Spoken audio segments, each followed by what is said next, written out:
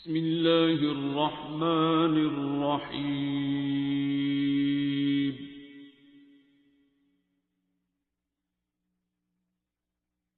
अर्रहमान। Sir जैसे अब आजकल हम देख रहे हैं कि एक बड़ी डिजीज़ ही कह सकते हैं, स्मॉग बहुत ज़्यादा हुआ हुआ है, तो इसकी वजह से कौन कौन सी बीमारियां हो सकती स्मॉग जो माहौलियाती आलूदगी है, लाहौर इस वक्त दुनिया में दूसरे नंबर पे आई थिंक आ गया है। इसकी वजह से मेन चीज़ सांस की बीमारियाँ। ठीक है। आप जब सुबह सुबह बाहर निकलते हैं अचानक, तो बच्चे स्कूल जाते हैं उस टाइम पे, तो हवा में कसाफत बहुत ज़्यादा हो गई और आलूदगी का इंडेक्स हमारा बहुत हाई है।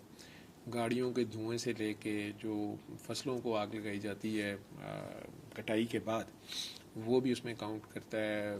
फैक्ट्रीज़ का धुआं और अब मौसम में जो चेंज आ रही होती है, ये सारी चीज़ें मल्टी फैक्टोरियल हैं। इंडिया की साइड से भी काफ़ी कुछ ये आता है, इधर भी पंजाब में सारा एग्रीकल्चर सीज़न हमारे साथ मैच करता है।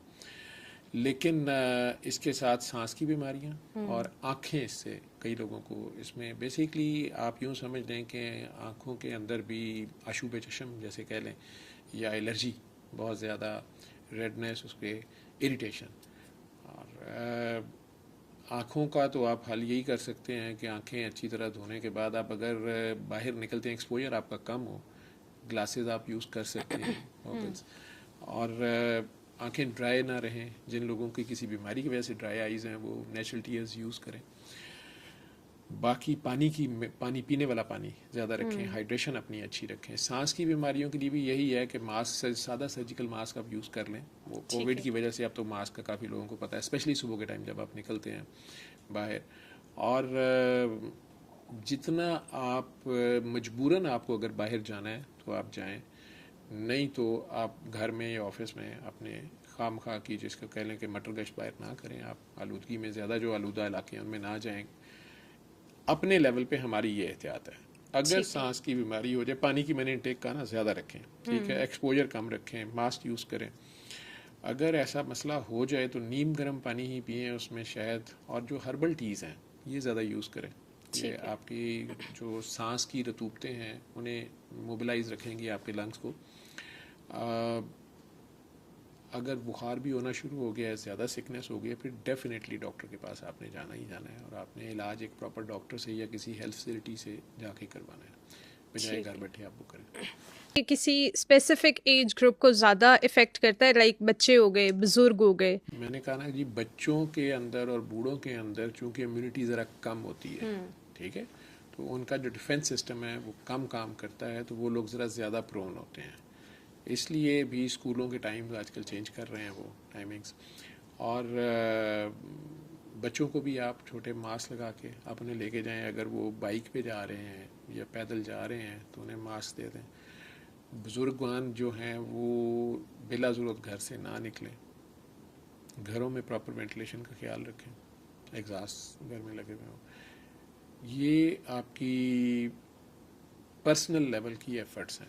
बाकी जो हुकूमती लेवल की एफ़र्ट्स हैं वो हुकूमत ने करनी है। दरख्त ज़्यादा लगाए जाएं, पौधा शजरकारी ज़्यादा की जाए, और जो पोल्यूशन की रीज़न्स हैं, जैसे गाड़ियाँ जो हैं, ये शहरियों की भी ज़िम्मेदारी है। आपकी अपनी गाड़ी जो है वो उसकी प्रॉपर मेंटेनेंस हो रही हो, वो खामखा अगर उसकी एग्जॉस्ट सिस्टम में कोई मसले हैं, ज़्यादा धुआं छोड़ रही हैं, तो आपकी भी ज़िम्मेदारी बनती है। पुलिस तो चालान करेगी, ये आपको डिसिप्लिन करने की कोशिश करेगी, आप ख़ुद इस ज़िम्मेदारी को निभाएं।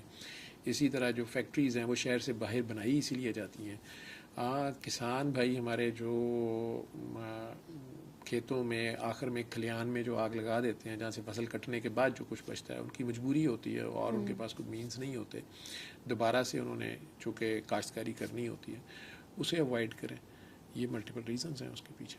ठीक है, तो सर अब जैसे ये आलूदगी फैली हुई है आजकल, ये अक्टूबर नवंबर में ही ज़्यादा होती है, दिसंबर तो तक भी चलती है। दिसंबर में और भी। फिर इसमें असल में फॉग भी आ जाएगी ना, तो ये मिक्स हो जाएगा।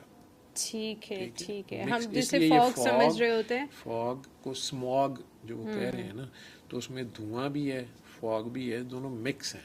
आपकी जो हमारे इंडस्ट्रियल वेस्ट है, गाड़ियों का एग्जॉस्ट है, वो सारा भी है।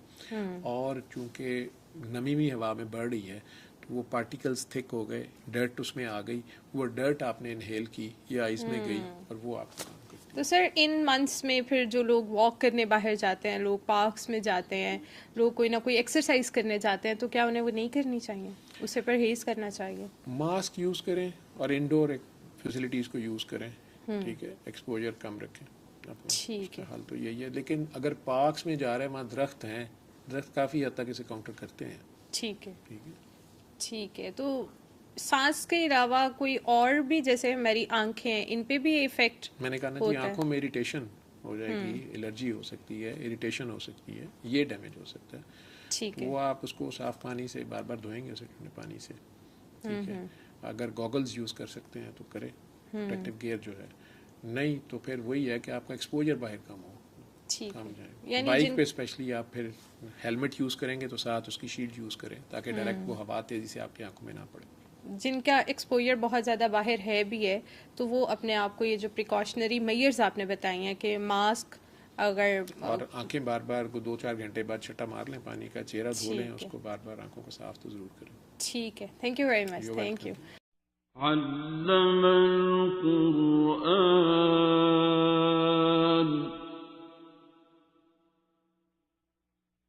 خلق الإنسان